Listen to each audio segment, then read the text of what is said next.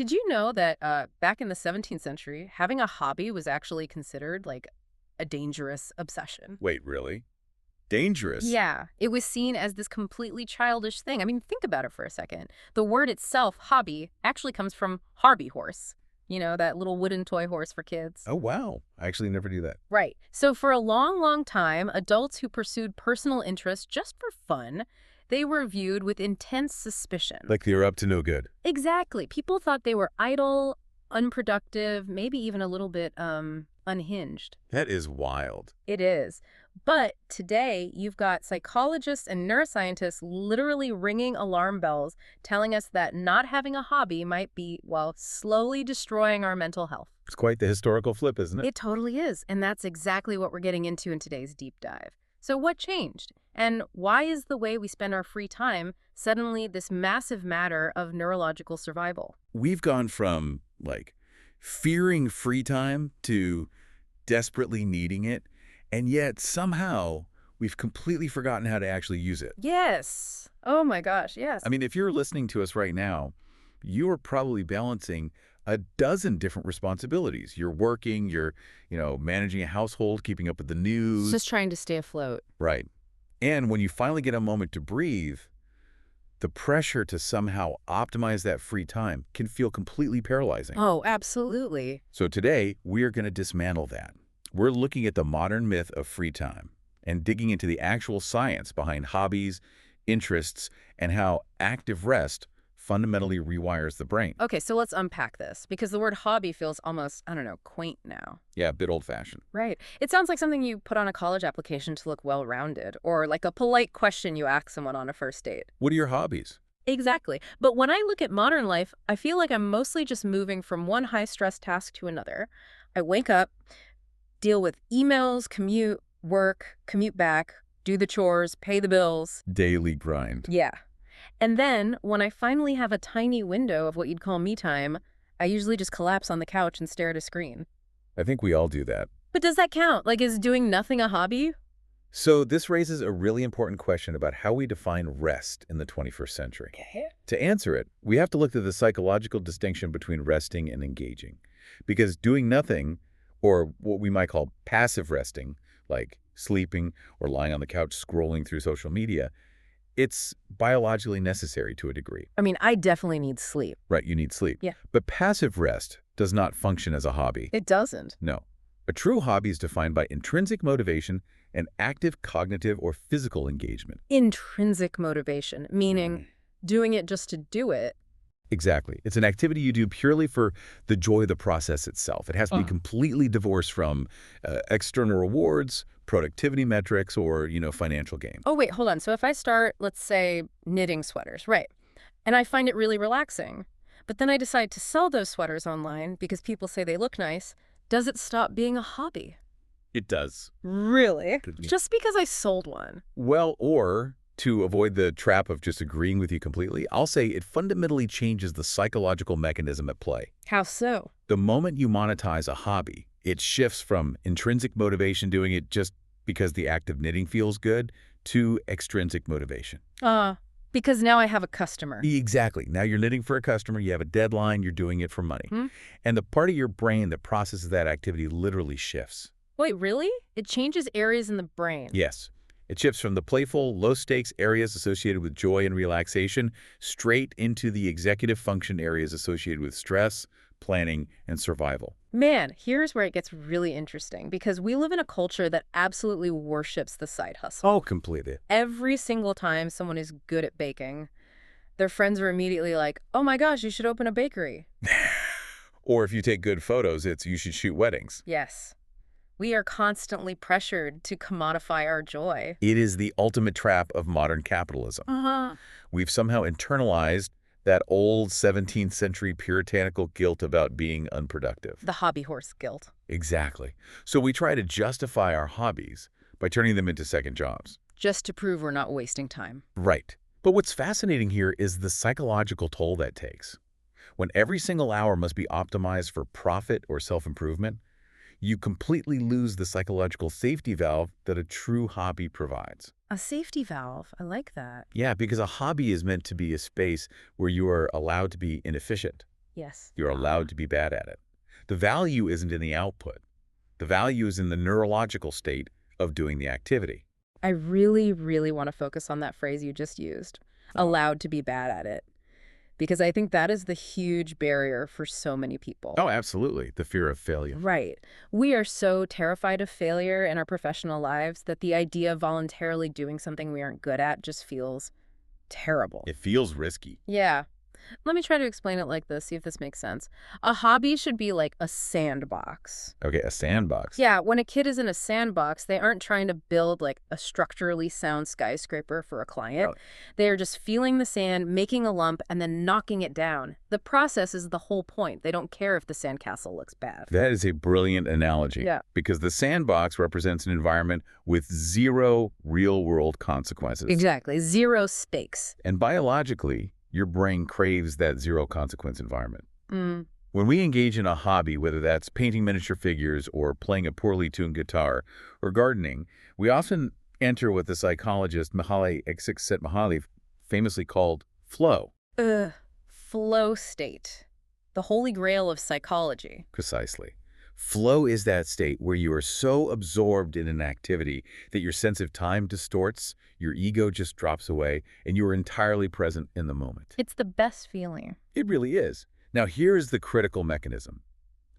To achieve flow, the challenge of the activity must roughly match your skill level, and there has to be clear, immediate feedback. Okay, so it can't be too hard or too easy. Right. But more importantly, the stakes must be entirely internal. Meaning no boss looking over your shoulder. Exactly. If your boss is standing there, you can't easily enter flow because the threat response, the amygdala, is active.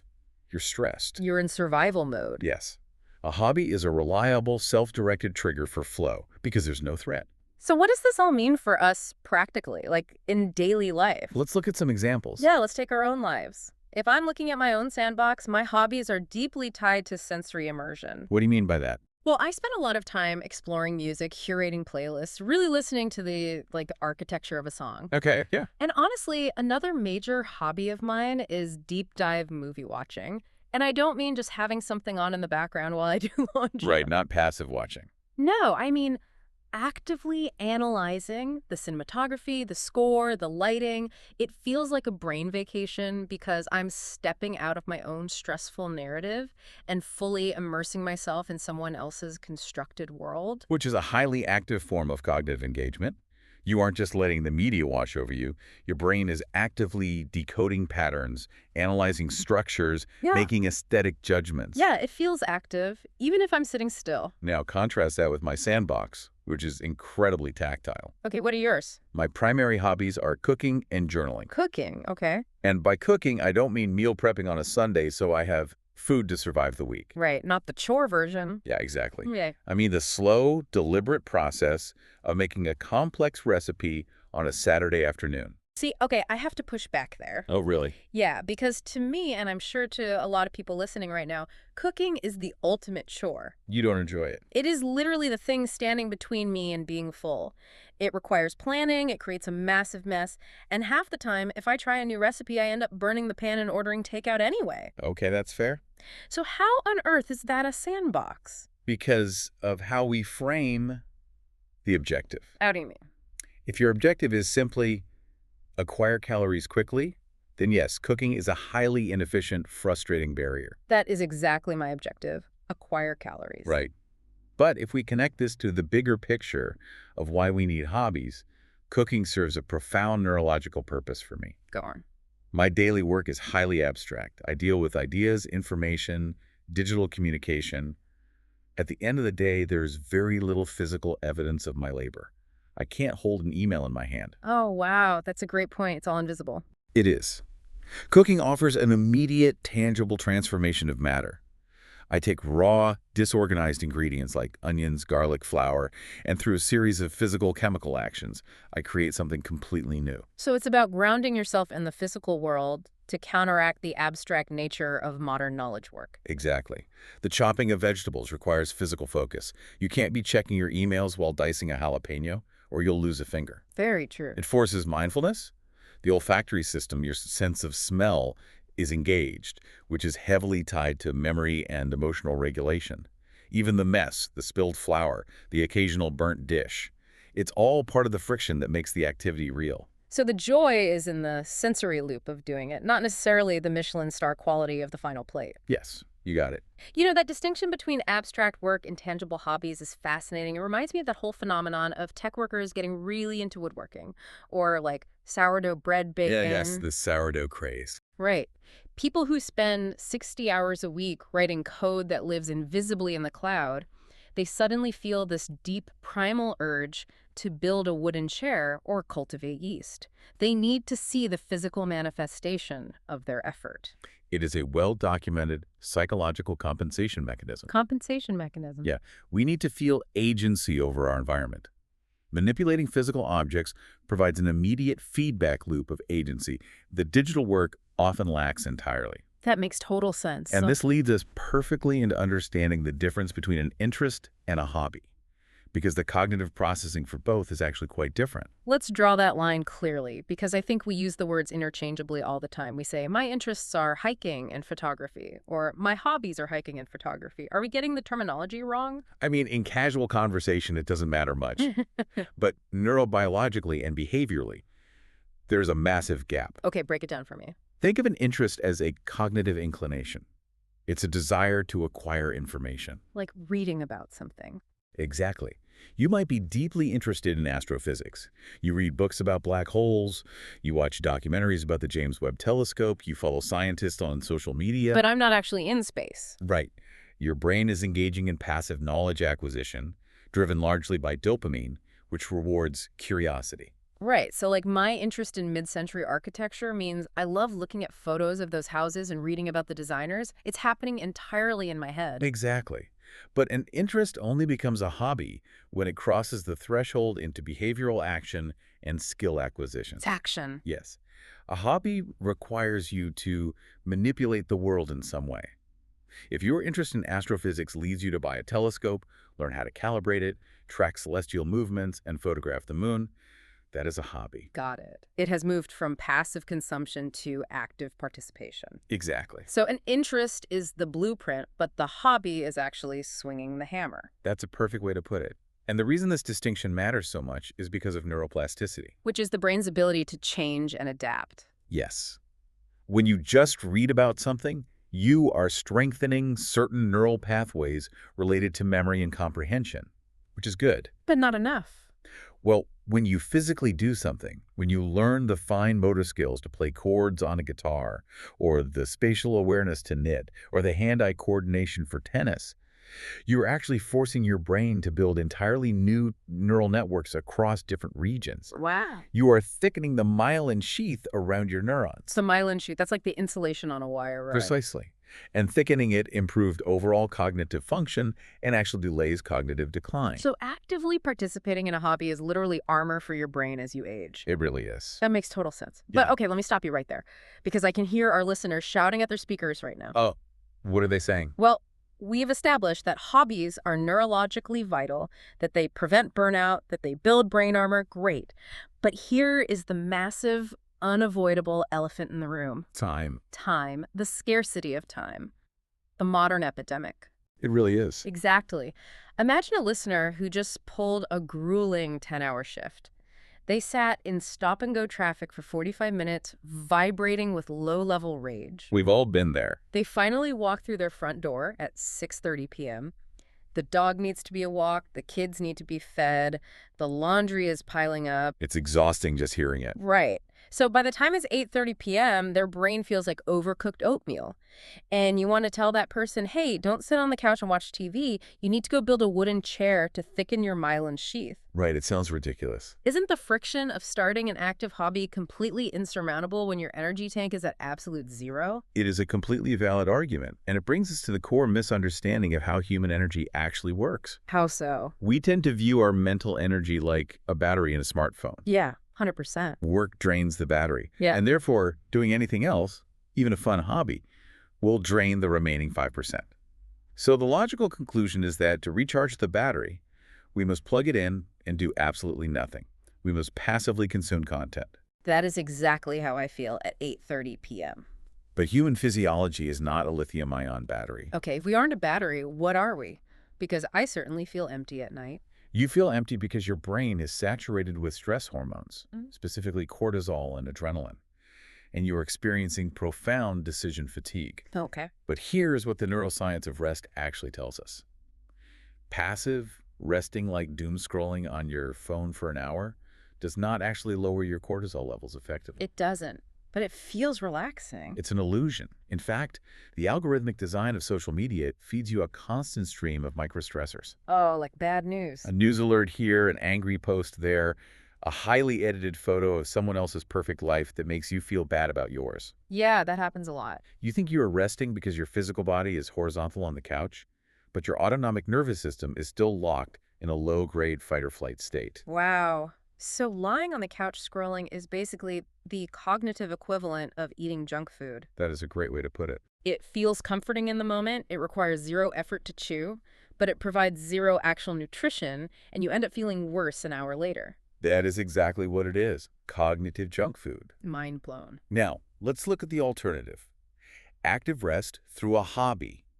When you engage in a hobby that requires focus, let's say spending just 20 minutes tending to plants in a small garden or playing a musical instrument, you force your brain to shift its attention. Shift it away from the stress. Yes, away from the default mode network, which is where rumination and anxiety live, and you engage the task-positive network. And what happens when we make that shift? Your parasympathetic nervous system engages. The rest and digest system. Exactly. Yeah. Because the activity requires just enough focus to keep you present, but isn't tied to a survival threat, your heart rate actually begins to slow down. Your blood pressure regulates. Just from gardening. Yes. And most importantly, completing a small, tangible task like repotting a plant or learning one new chord on the guitar triggers an effort-driven reward circuit in the brain, releasing serotonin and dopamine. So, engaging in a hobby actually generates energy. It doesn't deplete it. Bingo. It's not taking the last 5% of your battery. It's plugging you into a completely different power source. Beautifully said. Active rest repairs the damage done by the stress of the day. Passive rest merely pauses the damage, and sometimes, with scrolling, it even prolongs it. That is wild. And the research shows you do not need hours of free time to achieve this. You do not need a whole weekend retreat. You don't. No.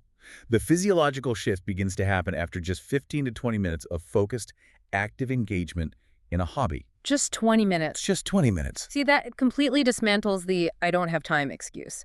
Because everyone, no matter how busy, can find 20 minutes. You can carve out 20 minutes instead of watching that extra episode of a show you don't even really like. Exactly. But okay, let's be realistic here. Knowing the science is one thing. Actually executing it is another. Because the friction of transition is brutal.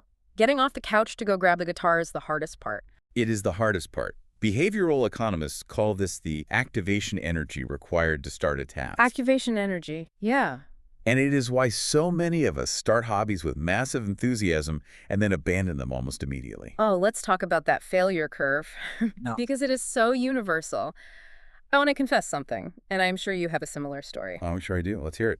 So, a few years ago, I decided my new hobby was going to be learning the acoustic guitar. A classic choice. Right. I was going to be the guy who casually plays beautiful music on the porch in the evening.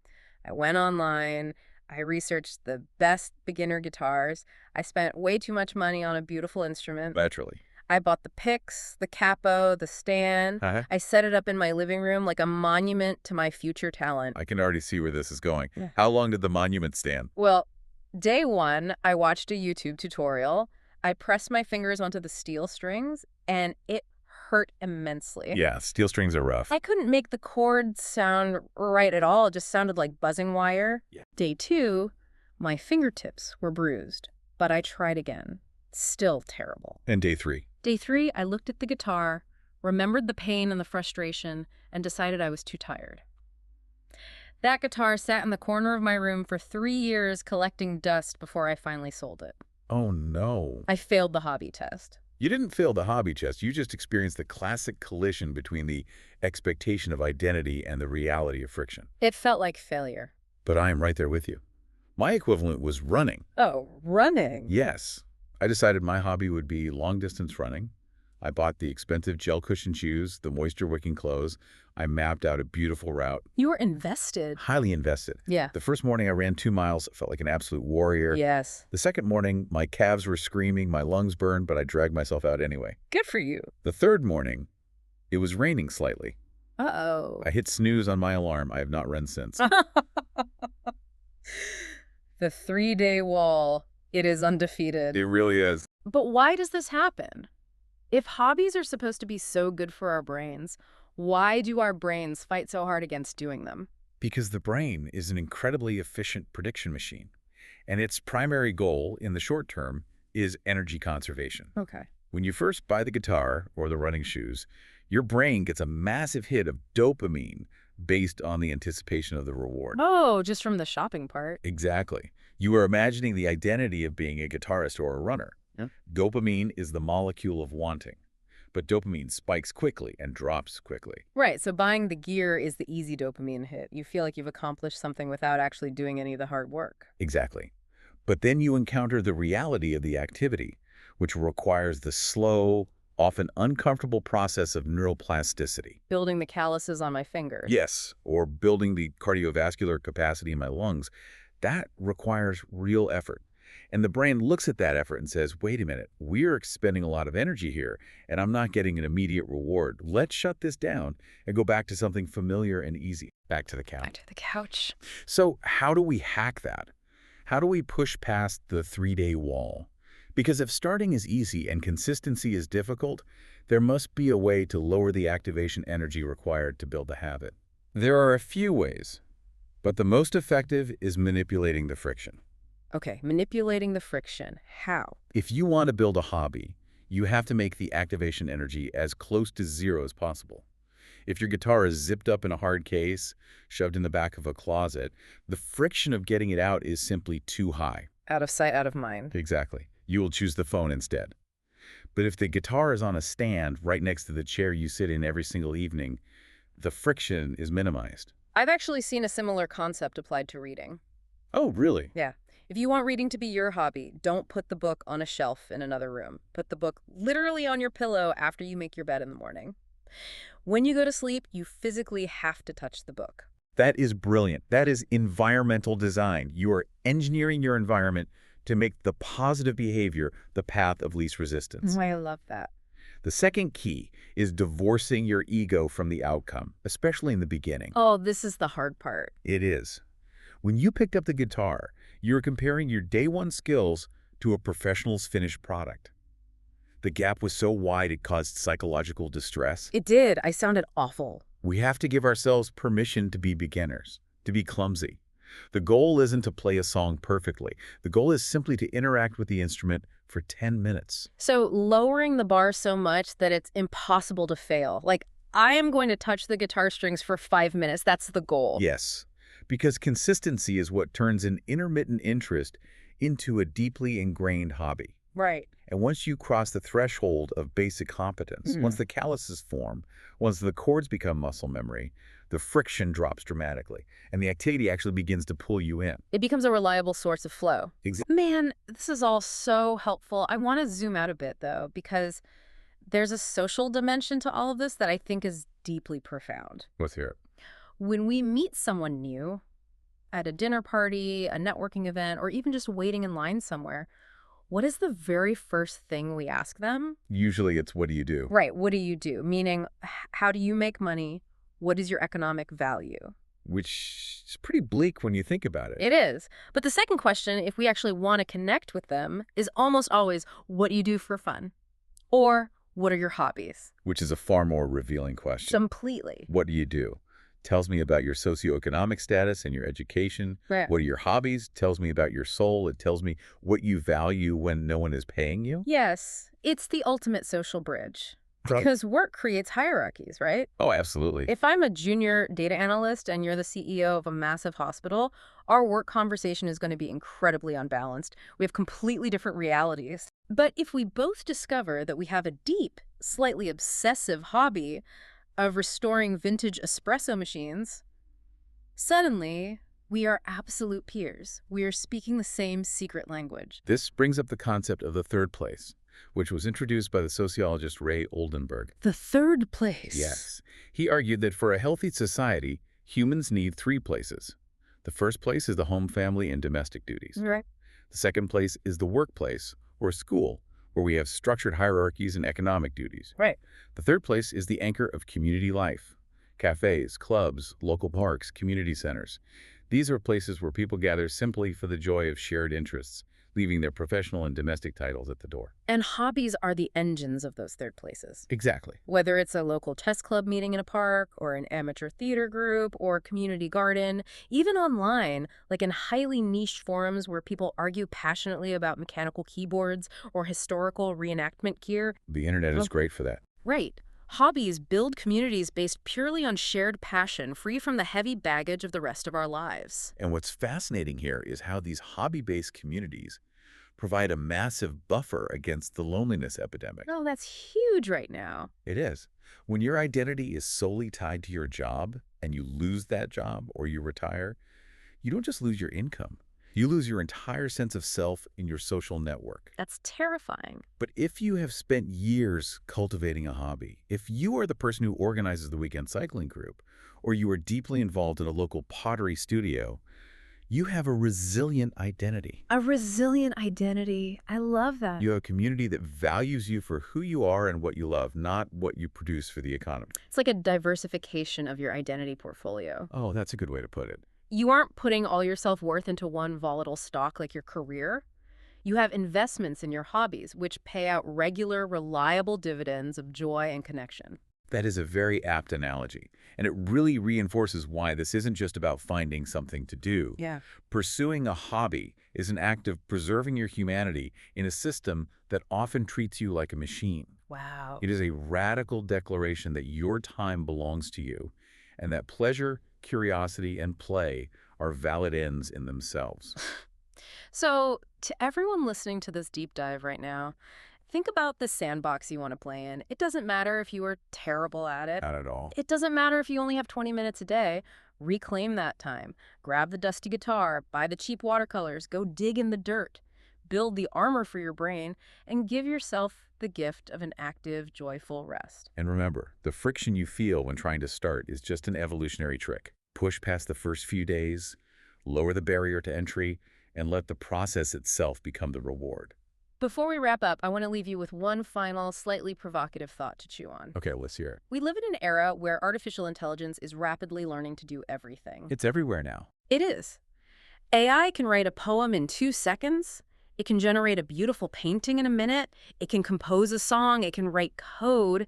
If the value of an activity is only in the final product, then very soon humans will have no reason to do anything. That is a scary thought. Right. But if the value is in the process, in the struggle, the learning, the tactile feeling of the paint, the calluses on your fingers, then our hobbies become the ultimate defense of the human experience. Beautiful. Why do we still run marathons when we have cars that can drive the distance in a fraction of the time? Because the car cannot feel the triumph of crossing the finish line. Wow. Yes. Don't let the algorithms outsource your joy. What an incredibly powerful perspective to end on. If you want to keep exploring how to optimize your brain, your time, and your life, make sure to follow the deep dive. We take these deep dives into fascinating topics every single week. Exactly. Until next time, keep guarding your free time, keep failing joyfully in your sandboxes, and we will see you in the next deep dive. See you in the next deep dive.